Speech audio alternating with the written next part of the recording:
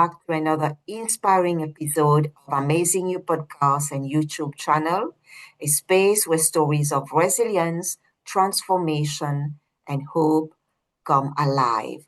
And here we share powerful journeys that remind us that even in challenging moments, there is always a path forward.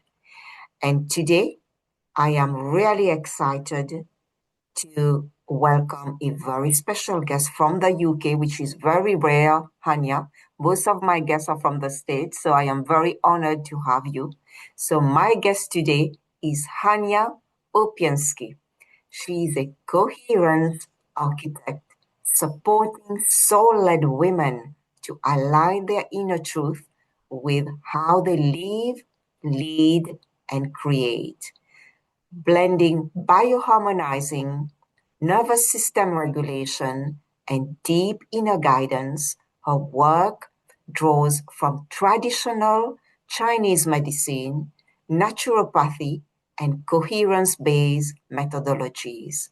She specializes in helping women who have done significant inner work but still feel a disconnect between knowing and living through her ARC method, ARC, which is awareness and attention, R for release and recondition, and C is connect and create. Hania guides clients to build internal coherence across all areas of life, creating clarity, resilience, and sustainable embodied change from within. Welcome to Amazing You, Hania.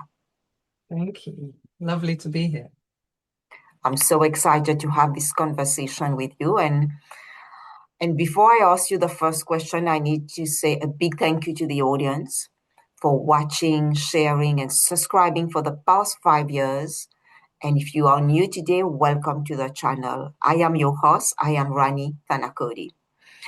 And Hania, my first question to you, I was so impressed reading your bio because not only you have all these alternative practices certification, but you also have academic qualification. So I would like you to share with us your journey, how you decided to move into all these alternative practices.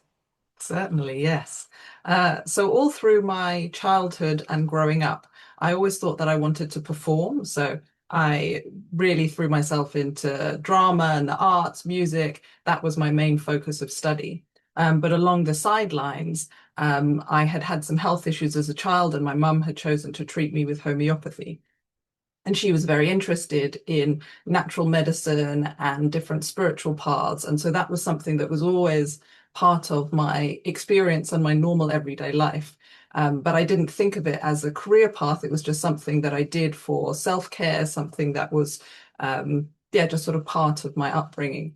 And then in my early 20s, when I was pursuing this area of, I'd done a drama degree and I was working in television production at a not-for-profit organization actually in the USA.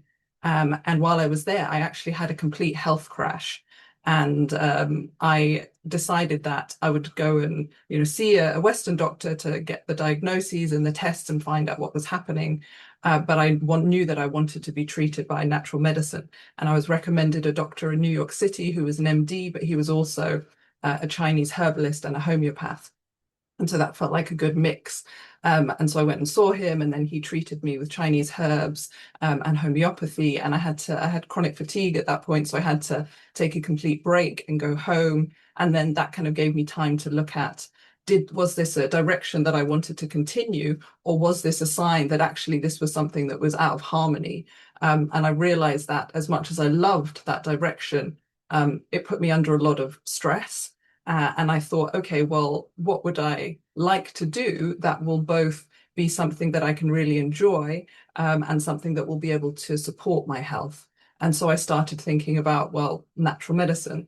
And when I moved back to the UK, I started seeing an acupuncturist and a Chinese herbalist. And that was really transformative for my health and my understanding of the connection between my mind, my body, and my emotions.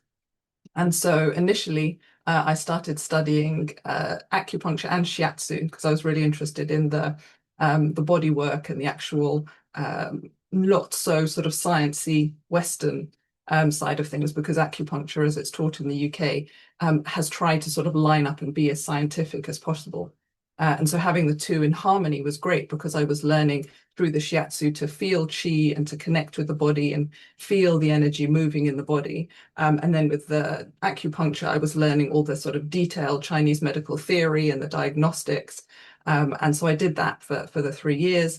And along the side, I also started learning some energy medicine because I had a wonderful session where I was still kind of coming out of the chronic fatigue and just really exhausted.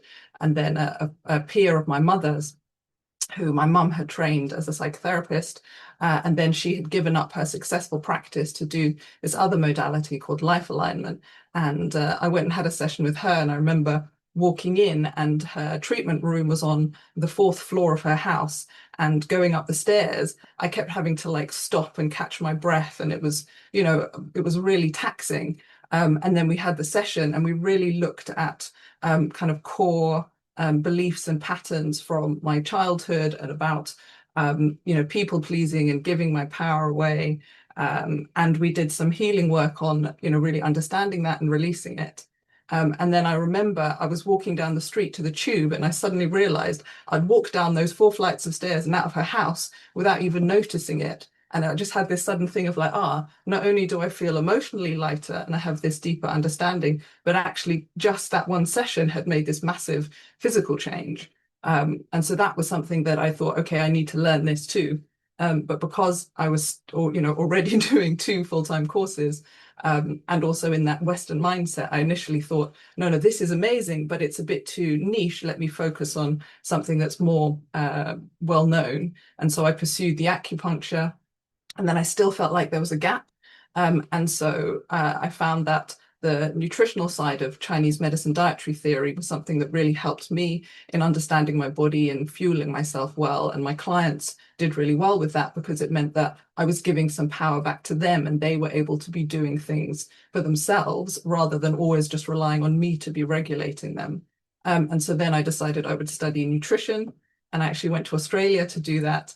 And ended up studying naturopathy, which is nutrition and herbal medicine, and then a range of other complementary therapies like iridology, flower essences. We did also more body work, and that then kind of gave me this broader lens from the Eastern natural medicine, Western natural medicine, and then I worked for the next few years in wellness resorts in Asia, in the Maldives and Thailand, doing acupuncture, doing naturopathy, working with people.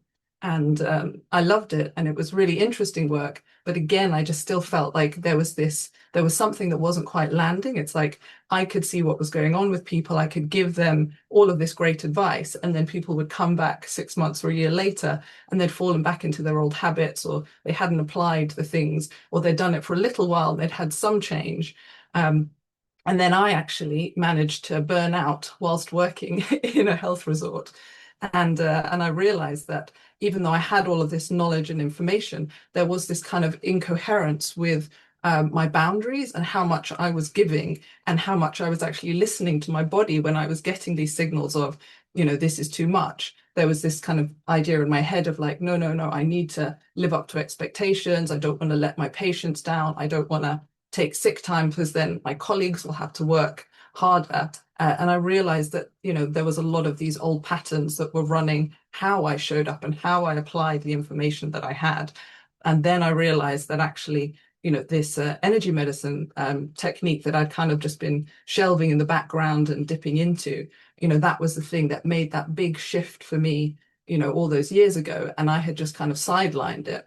And then I realized that actually that coherence work, that really checking in with, well, what's underlying, any physical or mental emotional symptoms? What are the roots, the core, the beliefs?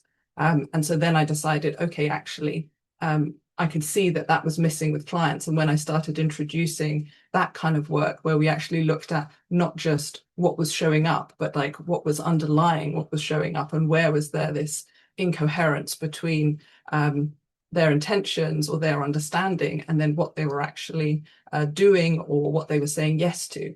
And so now I've been working on building that coherence for myself and working with that with clients to help women who, most of my clients now are more in the either creatives or entrepreneurs or solopreneurs or other types of practitioners who are really wanting to be of service, just as I had been, but perhaps historically, like me, have had, history of burnout cycles or be people pleasing and kind of being so in their, in their mission or in their service, but kind of missing that, that coherence in themselves and how they hold themselves. And so that's the space that I'm exploring and building in.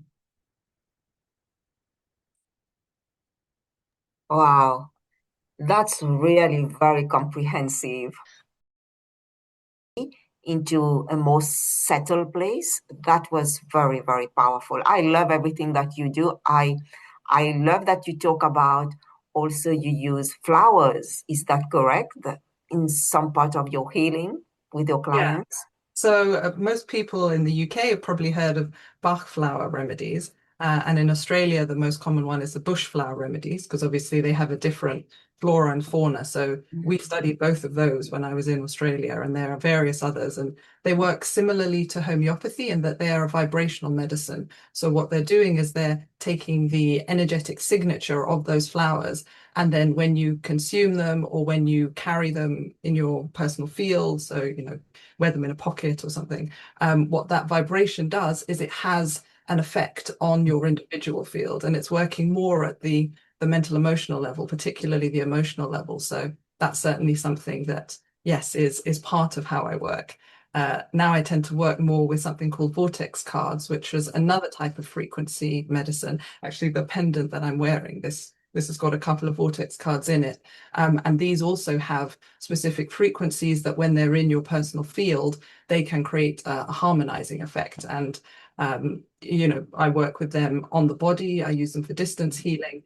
And actually, when you were talking about the different areas, or I call them dimensions that I work with, it is, the mind, body, spirit approach, but also key things that I found that are really important is also the social dimension and the environmental dimension. And these vortex cards can help with harmonizing a space. And one of the things that really brought that, highlighted that for me was, again, when I had this burnout experience in Thailand, key thing that was missing for me was the social aspect, because even though I had, wonderful workmates, the way that the shifts were set up, we had quite a skeleton crew for the natural medicine team. And so the kind of like Western hires. And so it meant that my off days were in the middle of the week when none of my friends had time off. And so it was like I worked very intensively looking after other people and being very on and holding things for others. And then in my downtime, I was mostly alone. And so it's like that was a big part of the poor stress management for me. It was like I wasn't then getting that fun and that nourishment and that social contact that allowed me to let go Mhm. of the stress of being in this position of holding things for other people and overholding, I realized later. So that's also something that's part of, how I actually help people assess, what's out of coherence in their life.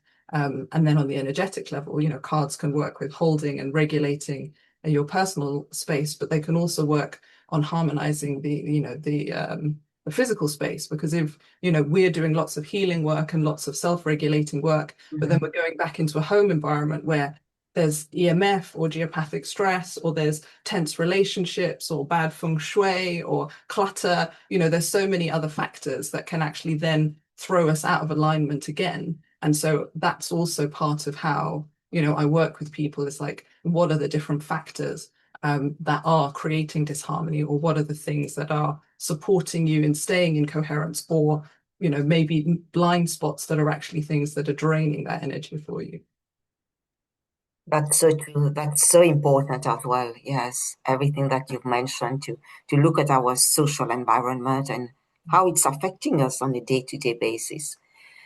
And when you talk about flowers, I love you said about you explain a bit, and because without me knowing the past 6 months, I went traveling to Egypt and I bought some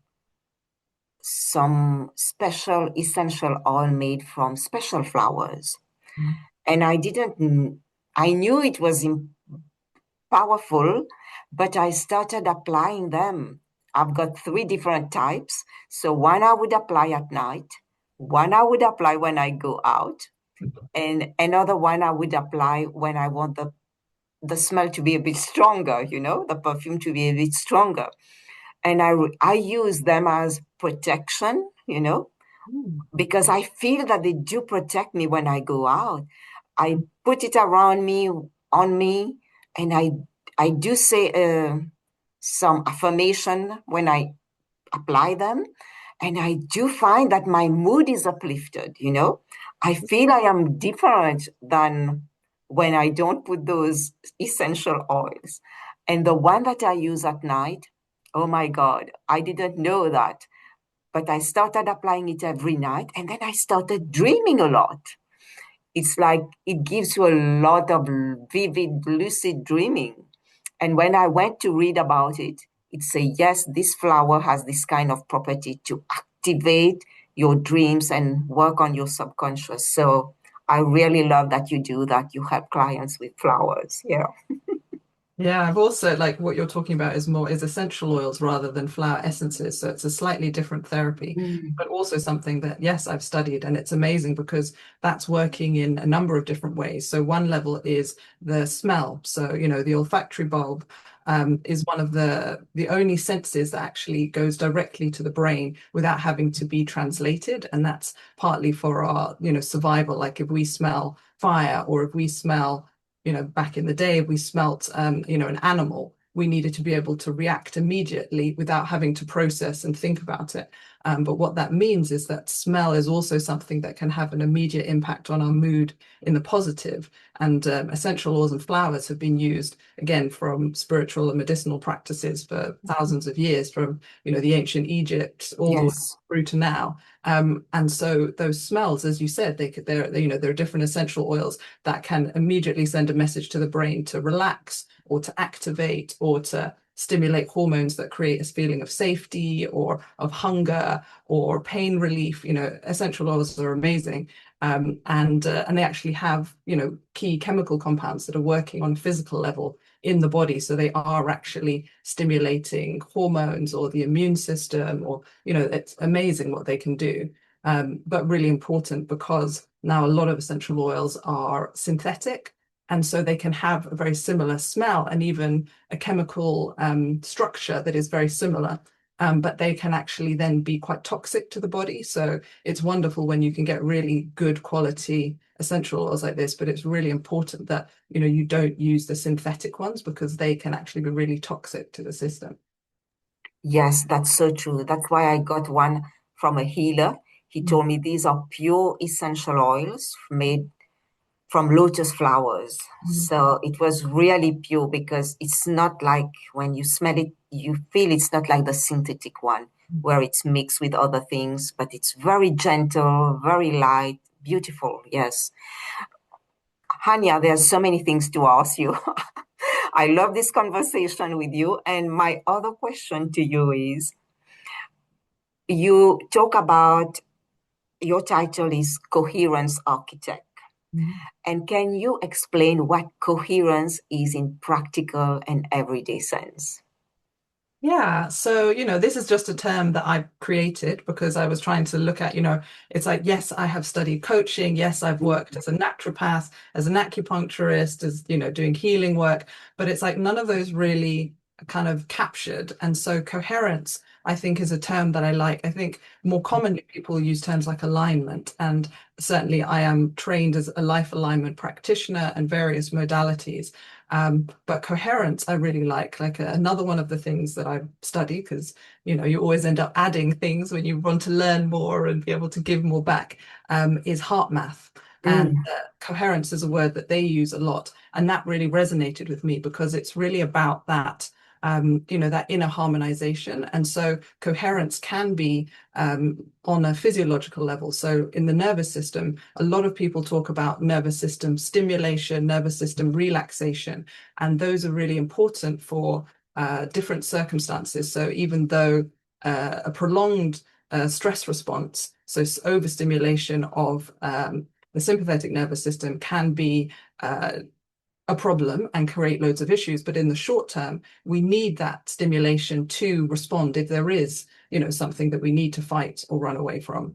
And then the sort of deep relaxation, the parasympathetic state, we need that for digestion, we need that for healing, we want that when we're meditating. But if, say, you're seeing a client, you're having a conversation, you're driving a car, you don't want to be either in that sort of deep relaxation state or in that like hypervigilant, overactivated state. What the ideal state is then to be in a state of nervous system coherence, where there is this kind of balance between that there's enough relaxation that you're centered and present, and there's enough alertness that you're able to respond to situations, but you're in this state of balance.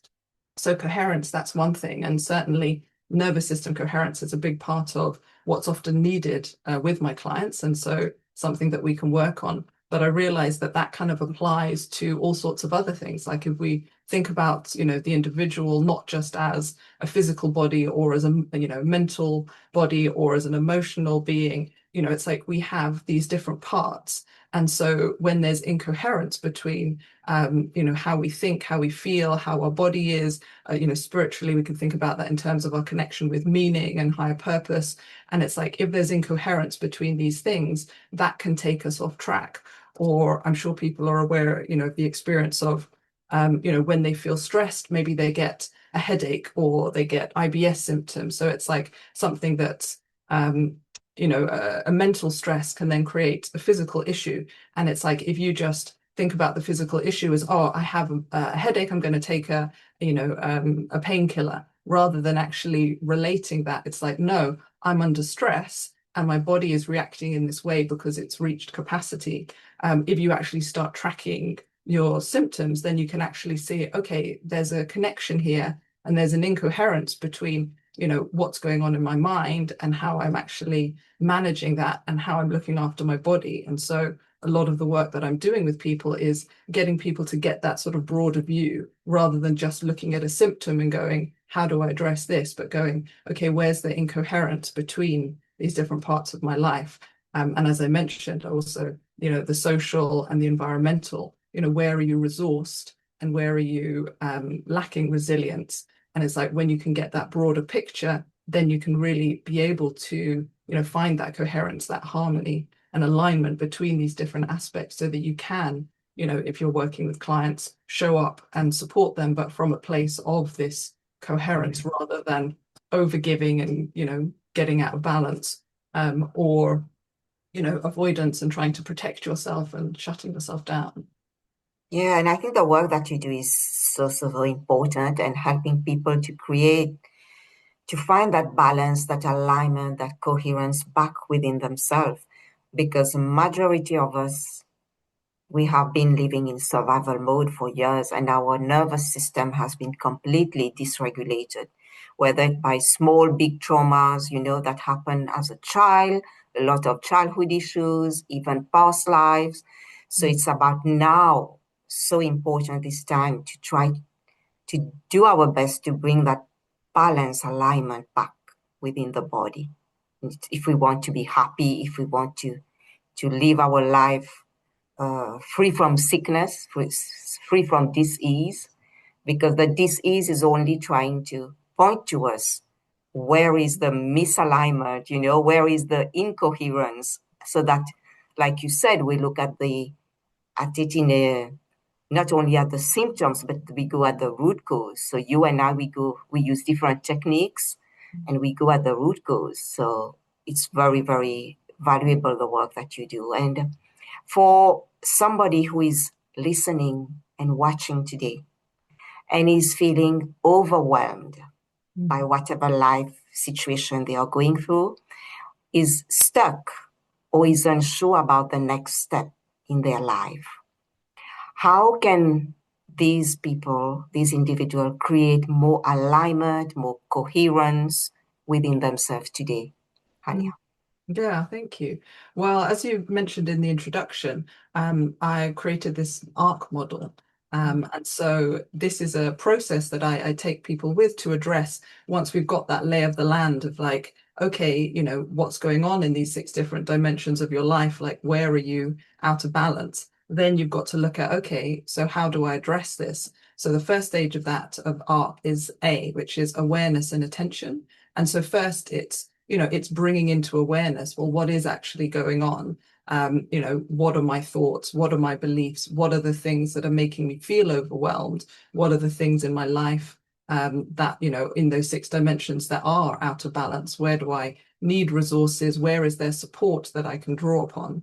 And then importantly, attention. So it's like, what am I giving my attention to? Am I focusing on the problems, on the fears, on the things that aren't working, or am I focusing on, things that I'm grateful for, things that are working in my life, areas that I have the capacity to change, or resources that can help support me with this.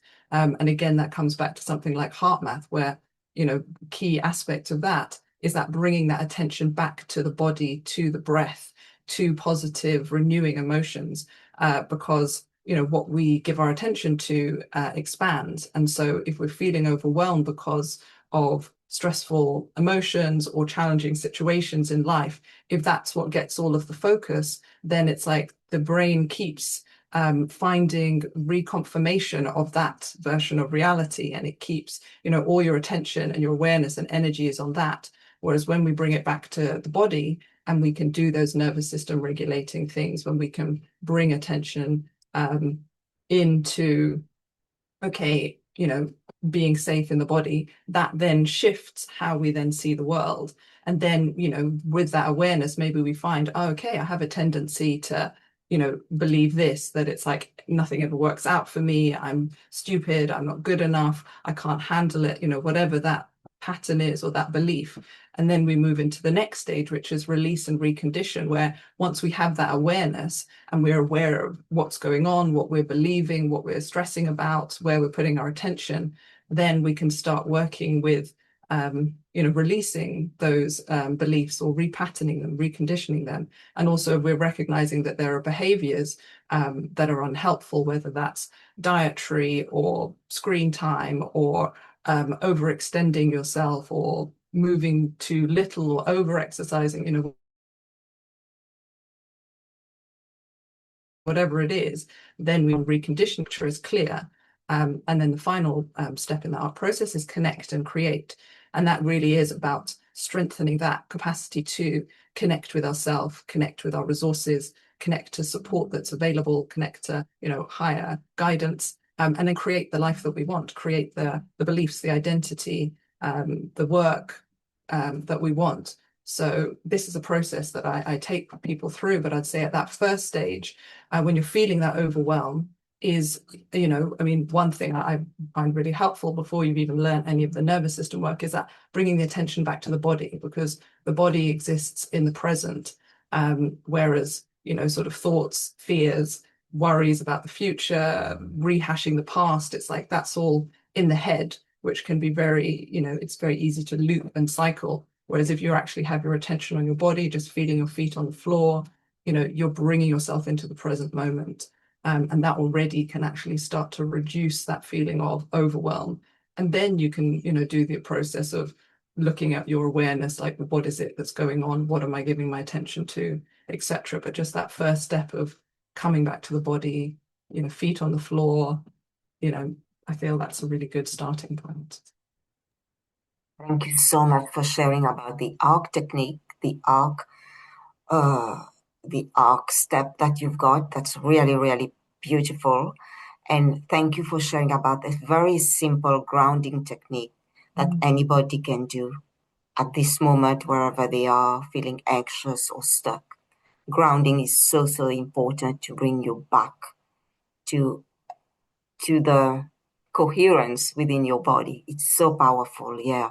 And I love that you talk about coherence, because your title is about Coherence Architect, and I love that because as soon as you mentioned about coherence, I read your title. It reminded me of the HeartMath Institute where they talk about heart coherence. So I'm glad you talk about all that today, Hania. Yeah, that's fantastic. Yeah. Mm. And my other question to you, Hania, we are coming close towards the end, so I've got two more questions. Where can those who are listening and watching, where can they find out more about you, about your work, and learn about your programs? Yeah, thank you. So my business name is actually Supernatural Health. And so you can check out my website, which is www.supernaturalhealth.co. And then also that is also my Instagram handle, just Supernatural Health. So both of these places, you can send me a DM or there'll be a contact form. And of course, both places will have information about my method, how I work with people, client stories, and there's a free guide that people can download from either of those places. It will change depending on when you come into my network, because I create free guides based on what is the thing that's most pertinent for my clients, but it will be about understanding coherence, understanding your six domains, like where you're resourced and resilient, where you're not, something on that spectrum, but it might have changed by the time that people see this podcast. Fantastic. Thank you so much for sharing your links. And feel free, everybody, to reach out to Hania. She's wonderful. And my last question to you, Hania, any final thoughts or messages you'd like to share with our audience today? Mm. Yeah, I guess the key thing that I've also really come to learn for myself and sort of really see that's important with working with clients is that it's like, you are your best healer. And uh, it's really important not to outsource that to someone else. It's like, yes, I have all of these qualifications, I've studied all of these things, I can help you, but it's like I really see, my role as a facilitator. And so I would say to people that it's really helpful having a guide and having someone who can give you insight and sort of feedback stuff to you, but really change only really happens, and that kind of coherence only really happens when you actually take responsibility for that for yourself, and you start recognizing, okay, it's not just that 1 hour a week when I see this person or the supplements that they give me that I take once a day. It's like, where am I putting my attention in the moment? Who am I believing myself to be? Or am I letting those anxious thoughts run away with me? Or am I recognizing that and going, I'm just going to ground and feel my feet? And that's something that you can be doing many times throughout the day and not just relying on that, the gong bath that you do on the weekend, the massage that you're going to have. That's available to you in any moment. Thank you for sharing this very powerful message. And I really like that you said that we are our own healer Mm. because I we have those therapists to help us once a week, but at the end of the day, we sit with ourselves and we eat with ourselves 24/7, you know? So it's about us connecting back to ourselves and finding that time and taking responsibility, because it's so easy to blame this and that, but it's start to look within what are the little changes we can make, we can take in our life that will make us feel better. It might take a month, it might take 2 months for you to find out about it. I was having stomach issues. I was having it for a month. And then I say, I have to find out myself. You know, the doctor doesn't know me better than myself. So I meditated, and little by little, I realized that this is the thing that's creating the issue. Mm. So as I did remove that food, I started feeling better. So it's like really listening. Our body is giving us signals. So I think that's a beautiful message. Thank you. Yeah. And I would like to say, Hania, it's been a real pleasure talking to you. And and you were saying at the beginning that you were nervous, but you did such a fantastic job, and the time went by so fast. We are now towards the end. We are now at the end, and it's been really an honor to host you today and for you to share your wisdom to the audience. And I would like to wish you a lot of success, because the work that you do, it's very, very important to help people to bring back the coherence, the harmony back into our body at this time, mostly at this time, because there's so many external things that can affect us. But I think it's creating that peace within us will help us to deal with the world in a more peaceful way. So huge thank you, Hania, for being here. And thank you to the audience for watching, sharing, and subscribing. Remember that you are amazing. You have always been amazing, and you always will be amazing. So take care, everyone. Bye. Bye-bye.